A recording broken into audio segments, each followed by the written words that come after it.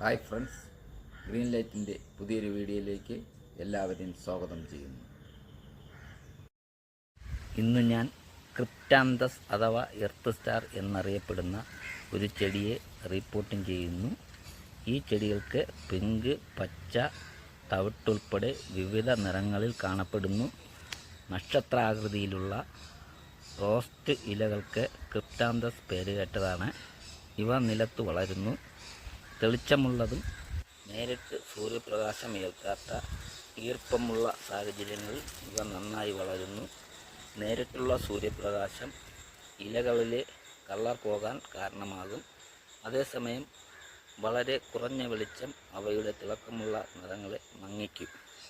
ഈ ചെടികൾ അലങ്കാര മൂല്യത്തിനപ്പുറം ഓക്സിജൻ പുറത്തുവിടുന്നതിലൂടെയും ഈർപ്പം വർദ്ധിപ്പിക്കുന്നതിലൂടെയും ഇൻഡോർ സസ്യമായി ഉപയോഗിക്കാം. ഇൻഡോർ ചെടികൾ എന്ന നിലയിൽ ഇവ ജനപ്രിയ ചെടികളാണ്.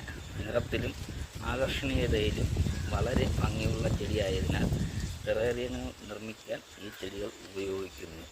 വീഡിയോ കണ്ട് ഇഷ്ടപ്പെട്ടെങ്കിൽ ലൈക്ക് ചെയ്യുക, ഷെയർ ചെയ്യുക. മറ്റൊരു വീഡിയോയുമായി വരുന്നതുവരേക്കും എല്ലാവർക്കും ബൈ.